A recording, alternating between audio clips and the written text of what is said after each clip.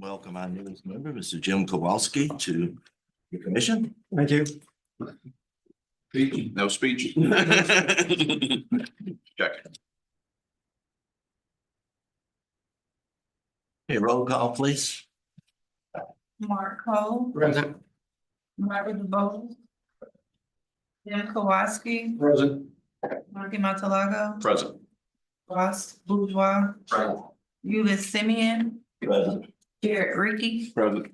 Lenore Feeney. Here. Jason Hanneman. Present. Erica Murphy. Yeah. Like to observe a moment of silence, please.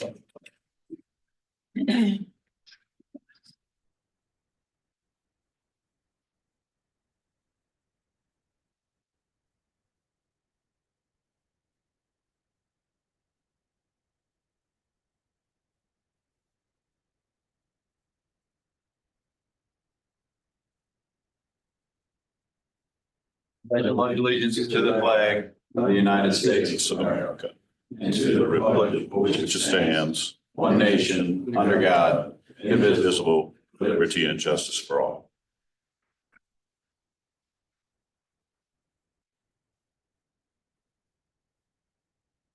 Then we have a request to address the commission on a matter not on the agenda. Ms. Burns? You doing that now? Traditionally do that at the end. Oh, I'm sorry. Thinking I'm reversing order. Yeah, we'll do it at the end. Okay, business, consideration of the meetings from September 19, 2024. Do we have any motions? Move to approved Second. and second, all in favor? Any opposed? The ayes have it. You show me abstaining, please.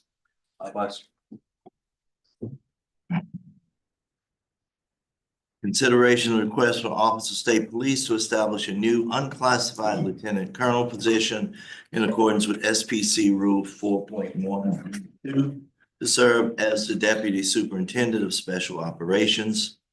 I'm saying we have a representative here to discuss that matter with us.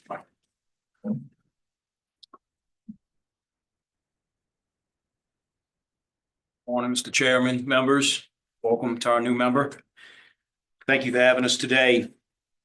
We have worked very diligently together as a command staff and as an agency to ensure efficiencies of operations as well as the safety and security of our troopers and women, as well as our DPS officers. Specifically about the position I'm requesting for today for the commission to consider is a additional lieutenant colonel's position to handle special operations within patrol.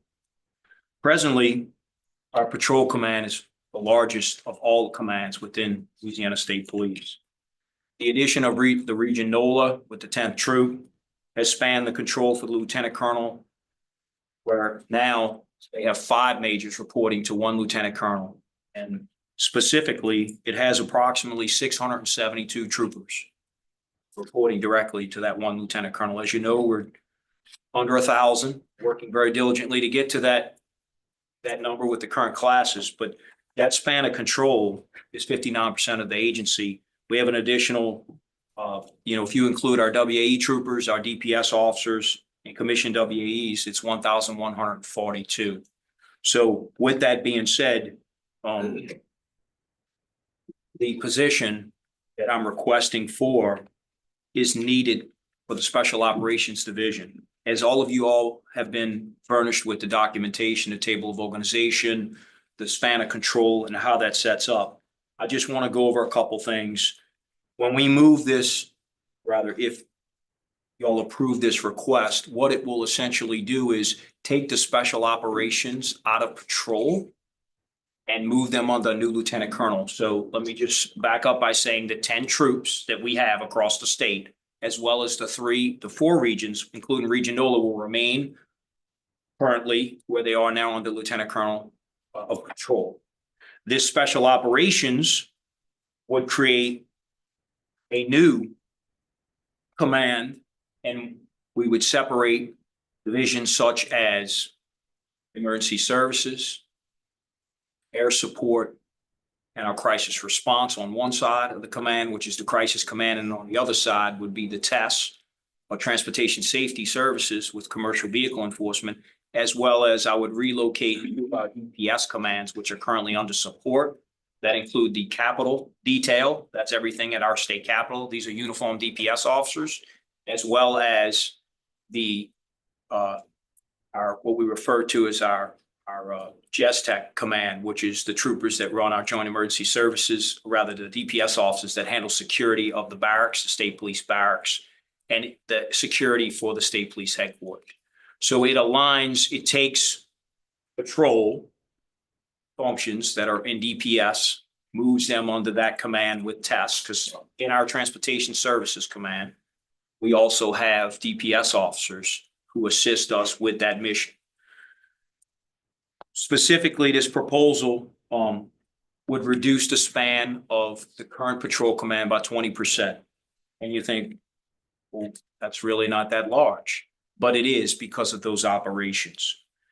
And I could begin to talk about the other position of the major, but just so we understand that command of this lieutenant colonel in those positions specifically, when you think of emergency operations, specifically emergency services, that's our hazardous materials section, our bomb section. We are the clearinghouse for all of that by statute. The 24/7 hotline is manned by Louisiana State Police. That would all fall under this special operations lieutenant colonel. Additionally, if y'all recall, we sent troopers to North Carolina to Asheville to help in response to Hurricane Helene. That is under our crisis response command, our emergency operations center, which partners with the GOSEP, the Governor's Office of Homeland Security. All of that will fall under this command. So to make it very simple for everyone sitting today, we would take the patrol function, which is the 10 troops across the state, the 10 cities, including Troop NOLA in the city of New Orleans, as well as those 4 majors would remain under 1 lieutenant colonel of patrol. The new position that I'm requesting today is Special Operations Division, which would take out of the current patrol command emergency services, air support, as you know, all our aircraft, both fixed wing and rotary wings, so the helicopters and the planes, as well as our crisis response command, our commercial vehicle enforcement, our transportation safety section, and then the 2 DPS uniform commands. They would all go under this proposed lieutenant colonel of special operations. I'll let you say this final thing. Well, I'm certain y'all have some questions. If we have another hurricane, a freeze, a flooding, a wildfire, the command of the current lieutenant colonel that's there, who also has to manage the 10 troops, suddenly has to focus all his efforts to that one specific incident. And we need that as a state. We need that as an agency to have that effort, but the troops still have to run because the incident, whether it's a Super Bowl that we're providing assistance for in February, 250 troopers, whether it's a hurricane response out of state, in state, whether it's a hazardous material spill or leak that we have to respond to, the other troops, or wherever that incident is, there's 9 other troops that still have to function, and they need accountability, guidance, and direction. And Colonel Hasselbeck, who currently serves in that role, is doing an outstanding job. But we need to make sure that we have more direct supervision at the lieutenant colonel's level, and that's why I submit to you today for your approval of a special operations command lieutenant colonel. One final little footnote: we did have this command years ago in 1996 when Colonel Whittington was superintendent. They did away with the command in 2008, so it has previously existed. When did you say it was done away with? When was it done away with? In 2008, You know what the rationale for that was? they wanted to consolidate more of the commands. They felt that they wanted more control within Baton Rouge, and I think that you've seen with the leadership that I have in place that we're very confident that having commanders and leaders from across the state better represents our agency. More importantly, the experience and knowledge that they have helps us operate efficiently, effectively, and with more confidence and trust of the public, which y'all know is incredibly important today. Questions from any of the commissioners? Put it on. I've got two questions. First is there any associated overhead other than the additional office space for the? Just the office space and the salary. We've worked with Colonel Greg Graffey, who's our Chief Administrative Officer, and we'll absorb that cost within the agency. Okay, and this is a little bit off topic, but you mentioned during the crisis and troopers being assigned. So, and I'm going to assume that you've thought through the command relationships when the troopers are assigned from that one deputy to the other. Yes, sir. So as an agency, since we're a state highway patrol, like some other states where they have both, today you could be in a uniform and patrol, and tomorrow you could be in plain clothes and investigations. And whether you're in a special operations section such as SWAT or mobile field force or criminal interdiction, tomorrow you could find yourself at the training academy or in the Bureau of Investigation working insurance fraud or auto theft or narcotics or whatever the need. And maybe you take a reassignment or a promotion.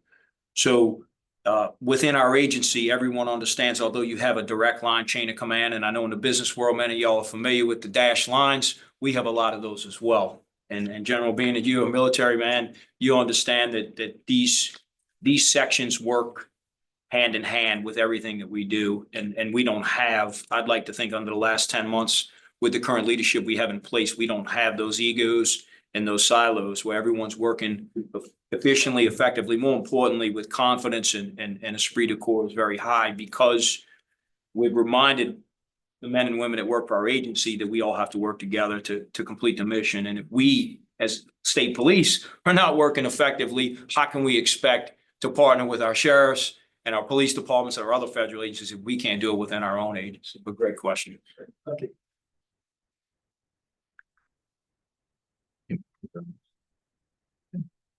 I make a motion. 1 second. Motion to approve. Yes. 1 second. Been moved and seconded. Any further discussion? All in favor? Aye. Any opposed? The ayes have it, Colonel. Thank you. We'll move to the third item, which is consideration of a request from the Office of State Police to establish a new classified major position to serve as Command Inspector of Emergency Response with the Special Operations Division.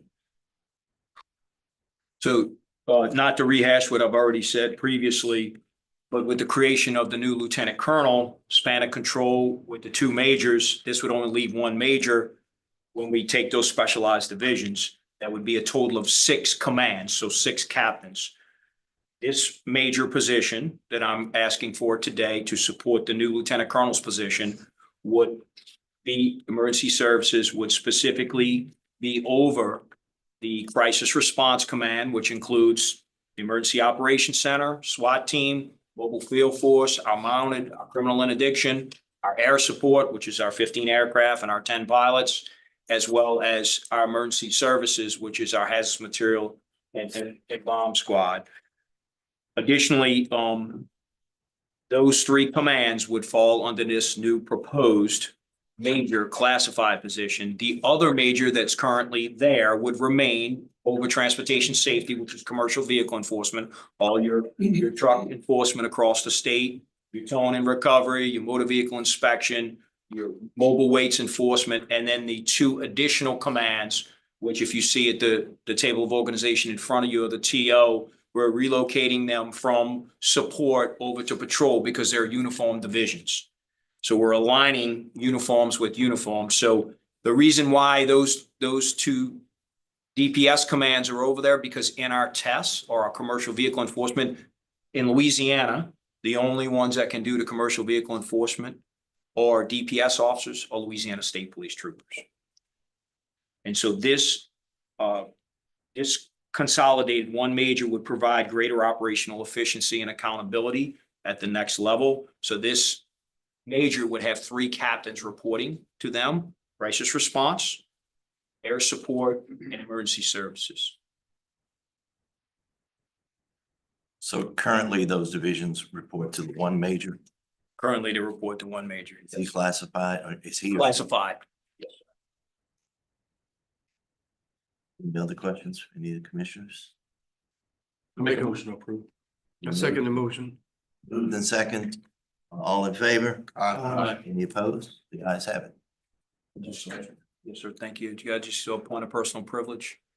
Sure. I just want to honor all our veterans. It is the Veterans Week and just want to acknowledge them. And we have many troopers and DPS officers and support staff that serve in the military across public safety, family, and specifically in state police. So I just want to recognize them this week. I know they've had a lot of talk about it, but suddenly Monday passes and everybody forgets. But it's really important that we support our men and women who serve in the uniform and a reserve role in all 6 armed forces and continue to do that while serving Louisiana State Police and our DPS family. So thank you. All of our military, unspeakable sound. For us as a country, and so appreciate you taking that privilege. Thank you, Mr. Chairman. Item 4 on the agenda is a public hearing to consider proposed changes to state police technical support series, minimum qualifications as detailed in General Circular number 239. Would you go ahead and, are you going to speak to that issue? Give us a general overview of what it is so that people aren't just saying, what did Circular 239 say?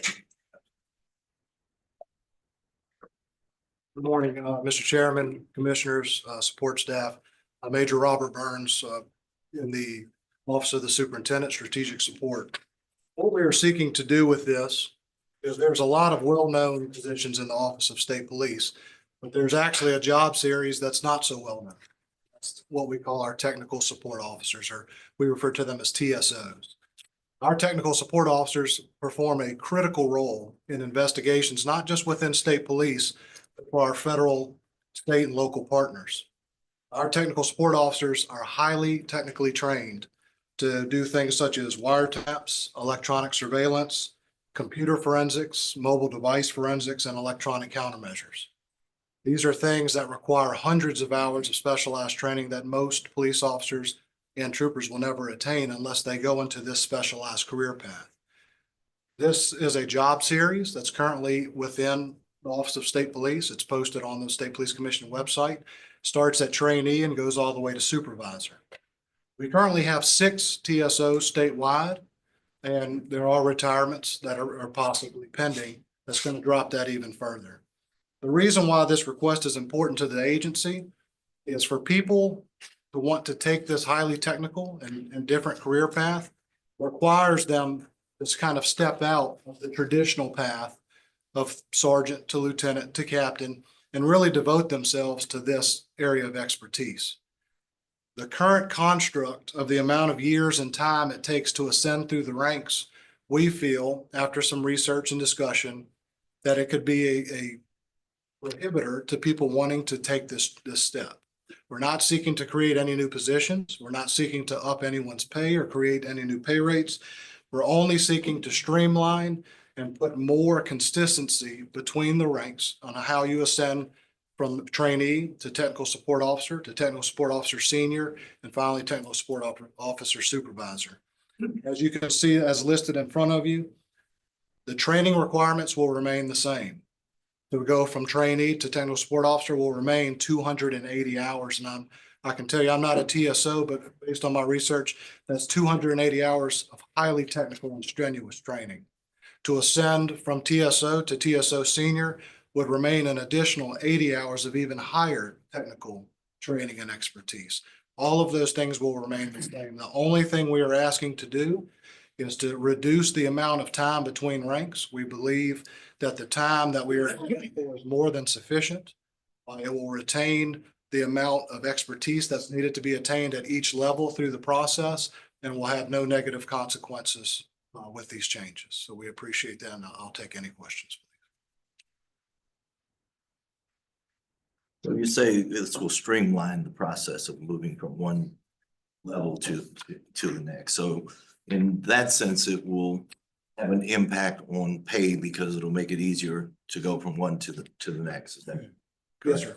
Yeah, and we're talking about a very small percent, Mr. Chairman. So right now, We only have 6. We're hoping to double that number with upcoming recruiting efforts to have a dozen.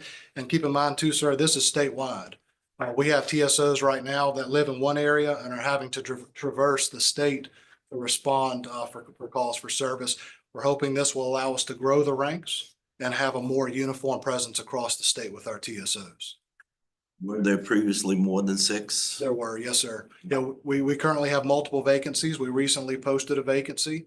We've kind of held off on posting the additional vacancies to hopefully come in front of the commission and make things a little more streamlined and entice more people to apply.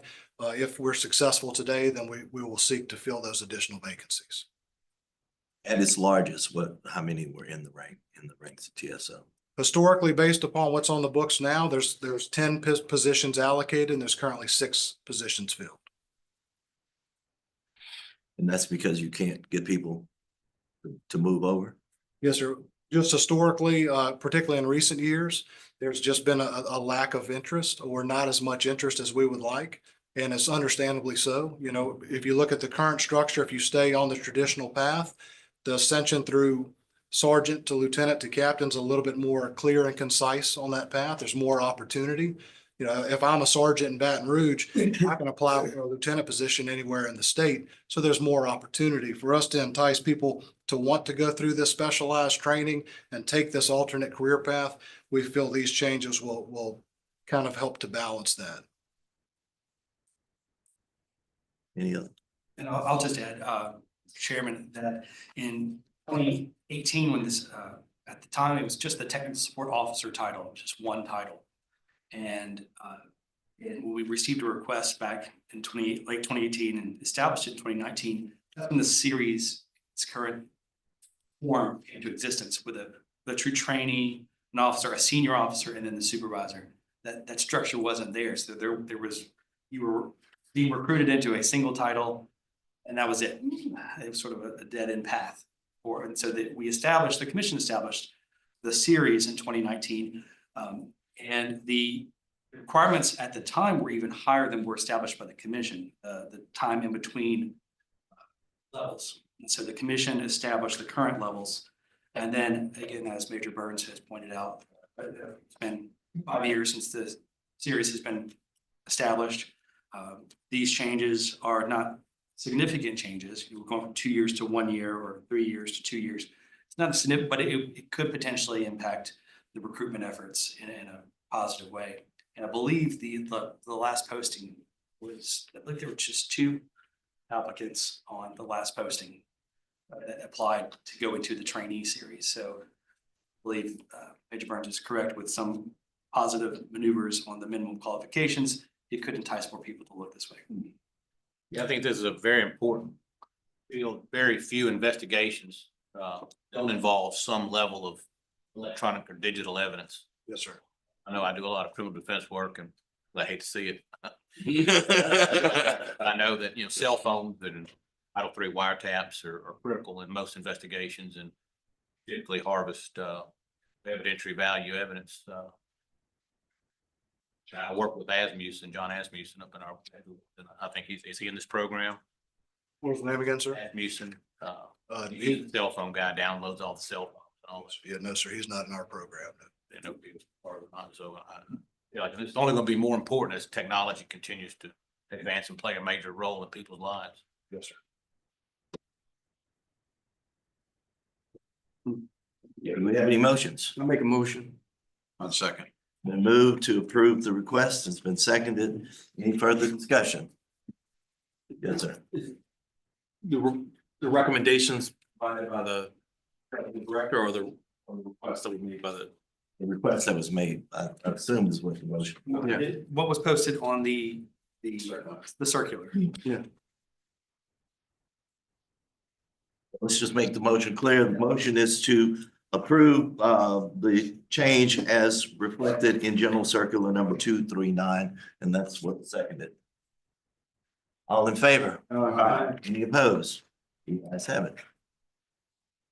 Thank you, sir. Thank you, sir. At this time, we'll move to the director's report. Chairman, keep my director's report brief. On your direct report tab, in the honors, you'll find the current expenditures for fiscal year 25.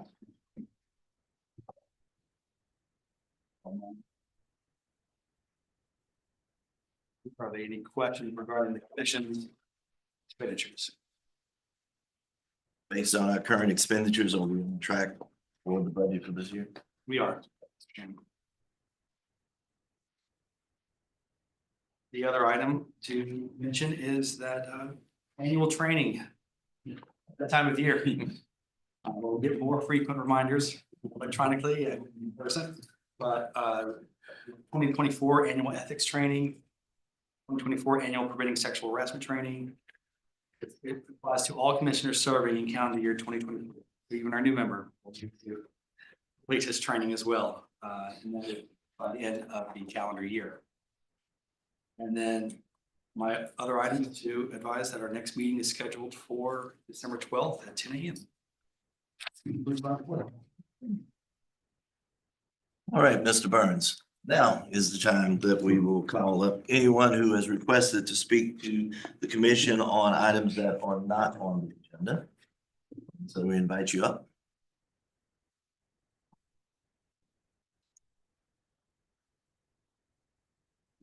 Thank you, Mr. Chairman, and I'll try to be equally brief. It's Robert Burns with Sound Off Louisiana, and I'm actually presenting this on behalf of Sister Belinda Parker Brown. She wanted to express her appreciation for the discovery request with regard to the litigation that she and 6 others have filed against the State Police Commission, as well as the timeliness of the response in those discovery responses. It's my understanding that Ms. Feeney communicated to her that if she has a desire to settle a lawsuit, that she reduce that to writing. She did that, and it's only a half a page, so I'm just going to read it into the record because it's quite brief. She's transmitted this to me by email. The letter is dated, and I'm going to present it to Ms. Feeney, and she may Say the that copy. appropriate thing would be presented to our lawyer, because we're not going to comment on whatever. Well, I understand you're not going to comment. This is me. She wanted it made public because everything should be transparent. So, dear LSP, it's dated November 14th, 2024. Dear LSPC members, here are our conditions for settling our litigation. It's the LSPC suit number 745-576, 19th JDC docket 26. Number 1, the LSP place on its agenda a resolution that in the future, if the members of this commission have any concerns entailing political campaign activities of any candidate, it will reduce those concerns to writing and file them with the Louisiana State Board of Ethics, either in narrative form or in the form of full-blown complaint. Number 2, a public statement at an LSPC meeting of who it was who alerted LSPC Chairman Euless Simeon about the campaign billboards of St. Tammany Parish District Attorney candidate Colin Sims. Number 3, each individual defendant remits $50 to each plaintiff, along with 1/7 share of the court's costs, which should approximate $175 each, for a combined total for each LSPC member of $525 each. She explained that in parentheses, 50 times 7 plus 175. The $50 individual checks can each be made to each named plaintiff, and my own check, being Ms. Parker Brown, my own check should be $225. Each check would be $225, as I am the one who incurred the court cost on behalf of my fellow plaintiffs. Sincerely, Belinda Parker Brown. And with that, I will hand it to Ms. Feeney, and that will conclude my commitment to her that she would have been here herself, but she's really the lawyer. So, somebody. Thank you. You're welcome. Thank you, sir. Thank you. All right, I think those were the only requests that we had. So at this point, we have no additional items on the agenda. We will adjourn unless there's an objection. I make one more. Yes, yep, please. Colonel, I was telling the commissioners, I took my daughter to the Taylor Swift concert. I was drive right next to go to the concert like some other people may have. But, state police presence down there was it was everywhere. They were very professional and did an awesome job. I know y'all are gearing up for the Super Bowl. And if that was a precursor of what's to come, I think you guys are right on track. I know there were a lot of other agencies that that assisted, but I paid particular attention to the troopers for obvious reasons, and everyone I saw was doing something. They were moving, they were very professional, very polite, and a great reflection to your department. Thank you for the positive. Anybody else? With that, we're adjourned. Thank you.